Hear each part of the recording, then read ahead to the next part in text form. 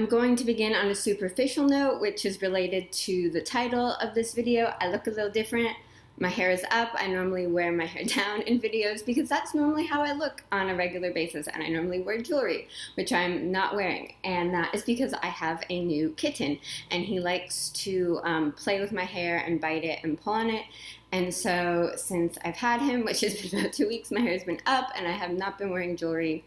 And he has reminded me of a great freelance writing lesson, probably my favorite one if you are working on building a freelance writing business.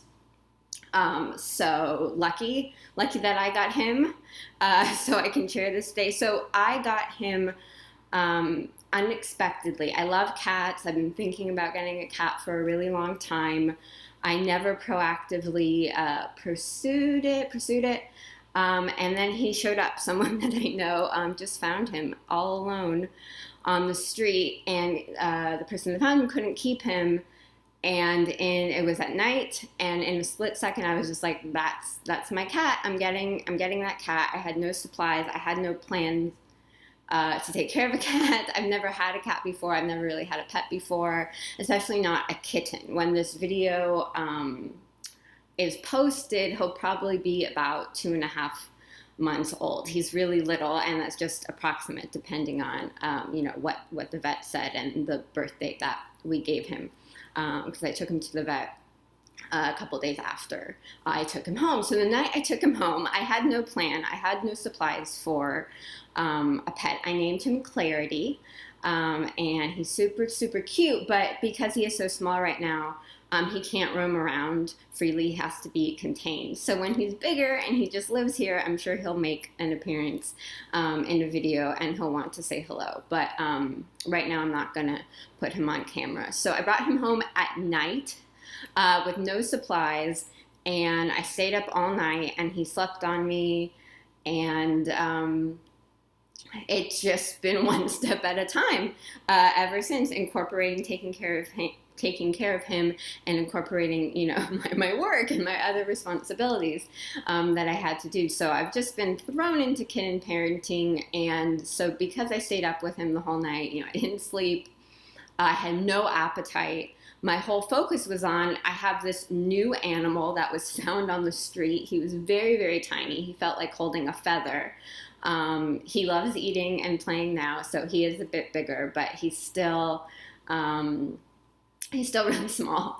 And at the time, he was just this tiny little thing I could hold in the palm of my hand that I wanted to give all my attention to, which is understandable. But at the same time, I was not taking care of myself. Like I said, wasn't sleeping much first couple days, and it's still been tricky. So I've been a bit tired, but I'm hanging in there. And I had no appetite, so I wasn't really eating. I wasn't really doing my normal things that I do to relax. I was just very focused on this new little animal in my house. And so it reminded me of what it's like running a freelance writing business, because you can spend a lot of time in the beginning doing your marketing. You are building out your website. You're writing a lot of content. Maybe do videos, maybe do podcast episodes, maybe you write guest posts for other sites, maybe you're networking. You're doing all those things to try to get work because you just announced to the world, hey, I'm a freelance writer, I take clients, and you're doing all the marketing to sell yourself. And then once you get work, maybe a couple of really solid jobs, a lot of that marketing takes a back seat because you're like, I'm focusing on the work that I got. And that is what causes the very common feast and famine cycle of freelance writing. Because you do the gigs that you get, and then those end, and you have no work coming in, so you go back to the marketing. So you're either only working on client work or you're only marketing. And that's not really building a business. That is having like one-off gigs, and why people find it so hard to maintain offering writing services, especially if they're just looking at low-paying freelance writing sites where they're getting jobs that are time-consuming, and then they're not marketing themselves in between.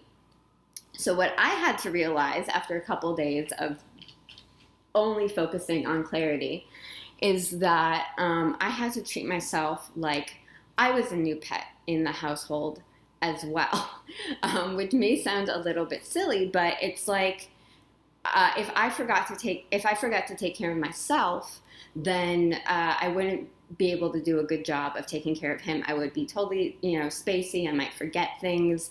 So now I have two pets in my household. I have Clarity and I have me. And even, because a lot of that came from, I felt like I was neglecting him if I was taking time to eat or if I was taking time to rest. I just wanted to focus on him. And it's really important that I focus on myself too. So if I feel bad, that I'm leaving him alone, I have to realize I have two pets. I'm taking care of myself and it's time for me. And then I'm taking care of him and it's a lot more balanced. So with your writing business, you treat yourself like a client when you're doing writing work. So if you get a gig that's taking up most of your time, you're like, okay, I have that gig and I have this other gig and it's my own business and I take time to, still build out my website, still do networking, still, do all the extra content that I want to do to promote myself so that when that gig ends, you can, in theory, have another one lined up because you've been doing the marketing at the same time. So for me, if you want to build out a real freelance writing business and not just having one-off writing gigs, you always treat yourself like a client too, no matter what other work you have going on, and you work on your marketing at the same time as you're doing your writing work for your client or clients. Just like I am taking the time to take care of myself and not just focusing on only taking care of Clarity. Obviously, I'm very focused on taking care of him, but it's important that I carve out the time. And it's really non-negotiable at this point, now that I'm more used to him being here, that I take care of myself as well. So that is what I wanted to share today. If you're not already subscribed to the channel and want to hear more writing tips, more freelance writing tips, more tips about creativity and creative business, click the red subscribe button below the video and tap the notification bell. And I'll do a very cheap thumbs up request for my new kitten, Clarity. If you like kittens, give this video a thumbs up. And yeah, the notification bell is helpful because I publish new videos on Wednesdays and you'll get a little note letting you know that I have a new video for you. So I will see you next week. Thanks for watching. Bye.